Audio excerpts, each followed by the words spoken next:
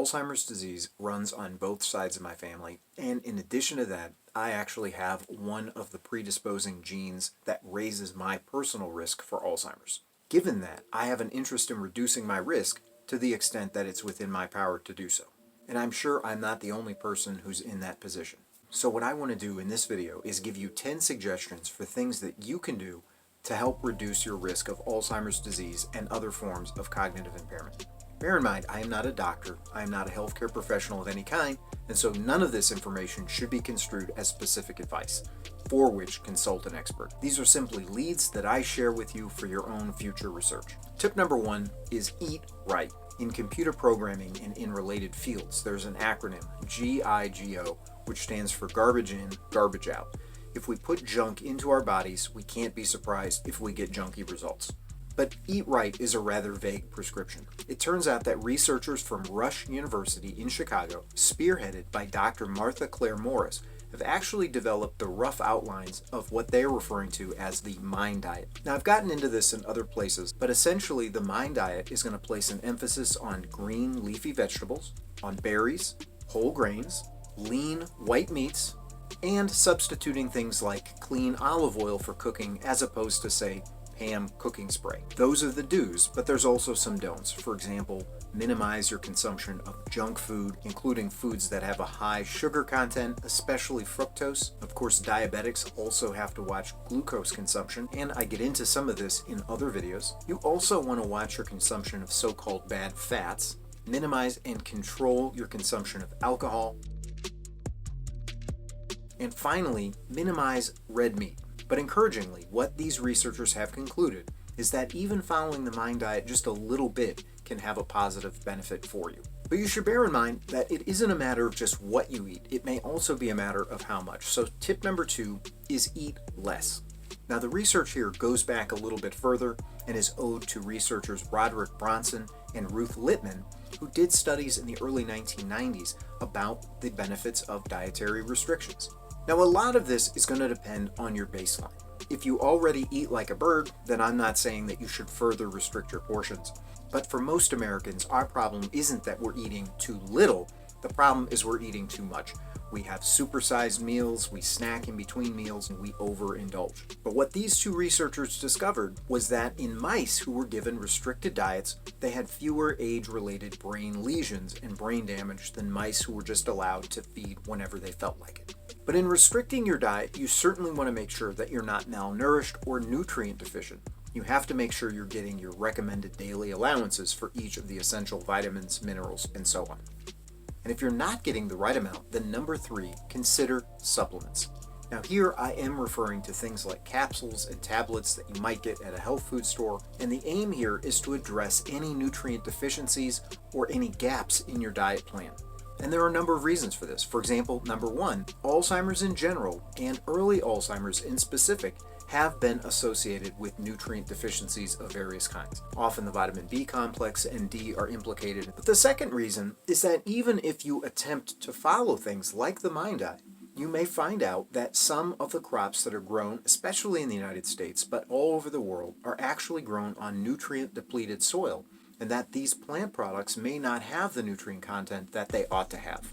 But you don't have to consider store-bought supplements to be the only avenue here. Number 4, your kitchen spice rack also contains a number of helpful herbs.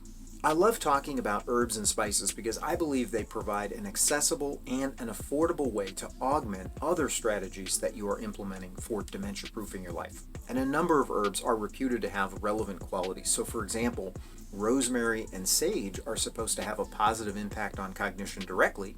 Other herbs and spices are supposed to have antioxidant capabilities. These include black pepper, cinnamon, ginger, and thyme. I have 2 videos just on antioxidant herbs. Additionally, some herbs, like turmeric, are reported to have anti-inflammatory capabilities. Scientists have presently not ruled definitively on what the cause of Alzheimer's disease is, so the aim in trying to address various possible causes is to cover all of your bases. Another important factor, number 5, is to make sure you have access to good, clean drinking water.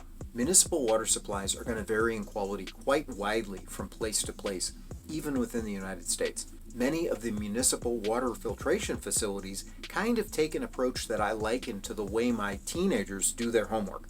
Namely, they do the minimum possible so they can move on to something else. But even if the filtration processes in place were 100% effective, you still have to get the water from the treatment facility to your house. The water can be contaminated on its way to your house. Contaminants in drinking water are quite appalling. I've gotten into them in other places, but they can include things like nettles, pathogens, pharmaceutical products, various toxins, and industrial waste products. Now, bottled water can be a kind of a workaround in some respects, especially if you're on the go, but for a more permanent solution, probably you're going to want to look into some kind of a filtration system for your house.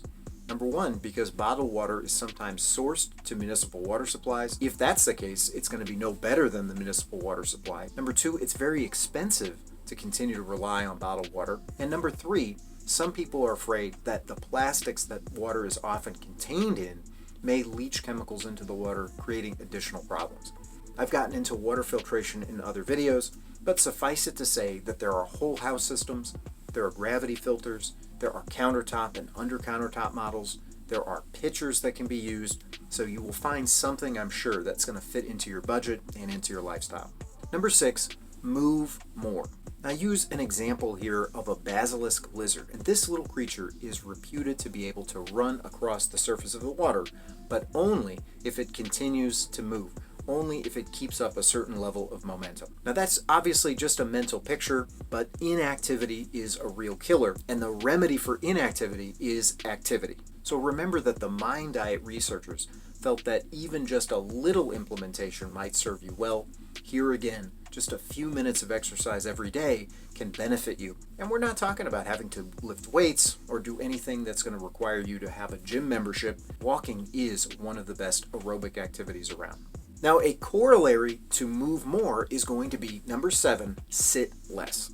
The sedentary lifestyle is simply awful. And by sedentary, we mean excessive sitting. And when you think about it, we sit in the car, we sit around a desk, we sit at the dinner table, we do a lot of sitting in our life. According to one Annals of International Medicine article, the negative effects of prolonged sitting are so pronounced that they might actually counteract the good effects of exercise. In addition to that, according to one Medical News Today article, sedentary behavior raises dementia risk as much as genetic factors. So get up whenever you can. Up till now, we've talked about stimulating your arms, your legs, but number 8, don't forget to stimulate your brain. Now here is where you will run into tips like do various puzzles, like crossword puzzles and Sudoku. But these, of course, are going to help you to review things that you already know and to exercise skills that you already have. But as Lisa Genova, author of the Alzheimer's themed novel Still Alice, points out, you can also benefit by increasing what's called your cognitive reserve and forging new neural pathways. So for example, you might learn to play a musical instrument, you might learn a foreign language, and so on. Finally, researchers also are hopeful that things as simple as continuing to socialize with people and interact, things like being connected to your profession for a little bit longer, may have a positive effect on your mental function as well. But just as with the Mind Diet, we saw that there were certain do's and don'ts, stimulating your brain also comes with some things that you should not do. So for example, don't over-rely on memory aids. It's very easy to turn to our smartphones. It's very easy to ask Google or Alexa or Siri questions that in the past we would have had to have looked up manually. Whenever you can, give your brain a workout. And I have several other videos where I give ideas for how you can do this. Another don't, number 9, is going to be don't watch too much TV. Turn the TV off. More TV correlates with higher Alzheimer's risk according to numerous studies, including one that was recently highlighted by The Telegraph, which is a newspaper out of the United Kingdom. Finally, number 10, learn how to manage stress and get plenty of sleep. Stress releases hormones like cortisol that can have a damaging effect to the body. Another reason to get plenty of rest is to try to reduce the level of beta amyloid protein in your brain. Researchers are coming to believe that people who are sleep deprived may have an accumulation of beta amyloid that can reach pathological levels. And of course, many researchers suppose that beta amyloid accumulation is possibly one of the causes of Alzheimer's disease. Now, there are also herbal and other strategies that a person can use to promote healthy sleep patterns, and I intend to get into those in a future video. Now, these tips are just kind of jumping around and scratching the surface. I recommend these tips to you for your own further research, and just know that we're all in the same boat. And if you have your own tips, I invite you to leave those in the comment below. If you found something of interest or of use in the video, I ask that you like it, and if you think somebody you know might benefit from this information, please share the link with them. I do also invite you to subscribe to the channel, and if you click the notification bell, you'll actually be alerted to new content as it becomes available. Either way, I thank you so much for joining me today. I wish you all the best in your own Alzheimer's proofing efforts, and I look forward to seeing you again in another video. Thank you so much.